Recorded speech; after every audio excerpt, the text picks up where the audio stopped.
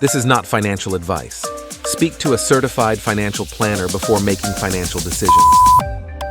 Nursing with tea. Get all the tea on nursing. And the other thing I've noticed too was that when you are studying for these MP exams, make sure that as you're getting closer to exam, take a break from social media, because the way people will be talking about how difficult the exam is, how they studied and then they fail, how this happened, how that happened. If you are not careful, you will fail before you get into that exam hall because the stress will be too much. Hello, welcome to my channel. My name is Miriam, nurse practitioner. Today we're going to talk about how I passed the AANP FNP board exam at the first trial.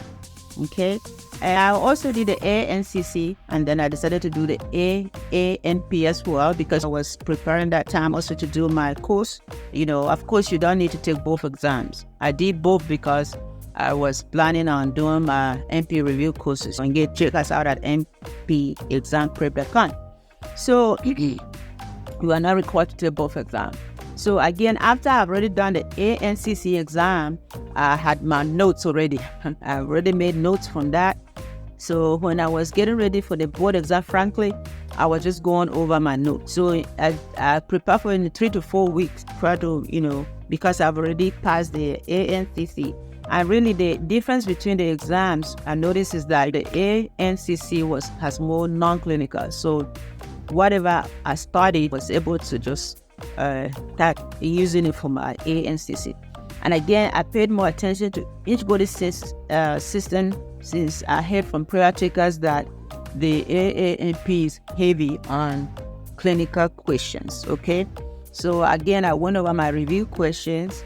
I would say the exam itself was not that difficult, but I also just learned to make sure that when I'm doing the questions, I always read questions. That's my own practice. Every exam I'm doing, even the NCLEX, I just read my questions a few times so that I will get what the question is asking. Because once you get what the question is asking, you'll be able to give the answer as well.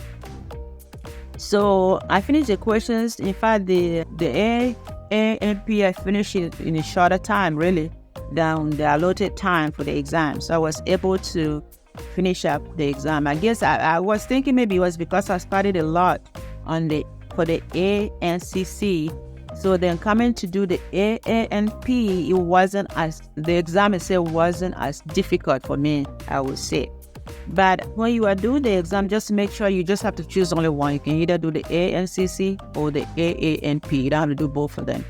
And so, again, the tips, as far as for me, you study just for a few hours a day and do not study for 6-7 hours. I think when you start doing that, it becomes overload, I think, with information, might start getting you confused, right?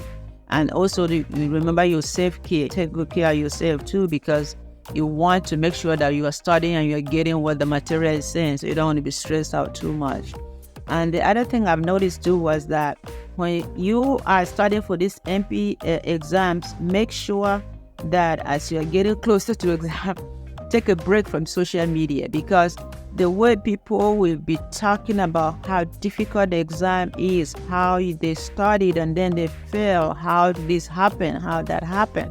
If you are not careful, you will fail before you get into that exam hall because the stress will be too much. So for me, for instance, when I started trying to do my exams, I took almost like 2 weeks or so from social media. I wasn't reading anybody's post again, whether they fail or pass, because I didn't want to add to my stress and my anxiety. So I stayed away. So you might want to do the same as you're getting ready to do your exam. You might want to really take a break from social media.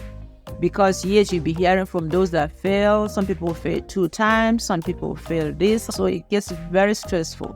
And you will start doubting your confidence. You start doubting yourself. So to me, it's better to just take a break from social media when you are preparing, getting ready to take your board exam. But of course, it's personal. That's just my personal choice.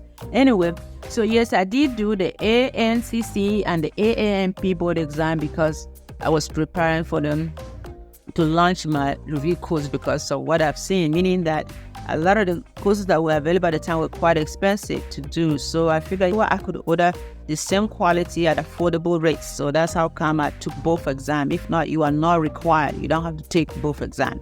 Okay? Don't forget to check out our npexamprep.com for review courses as well if you are getting ready to do your NP exam.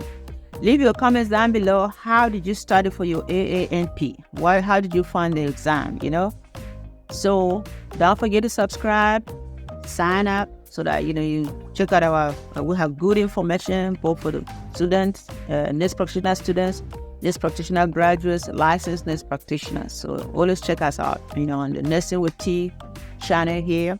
So have a great day, and also always practice gratitude. See you in another video. Bye.